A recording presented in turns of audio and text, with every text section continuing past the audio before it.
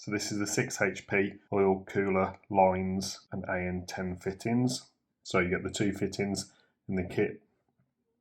These are AN10 as I mentioned, and you can see just here by my thumb, 2 flats. I'll get to them in a second. And then that's the bit that goes into the gearbox. So they're a standard AN10 fitting, both of those. You've got the 2 seals, one on each of those, and they butt right up to the step here.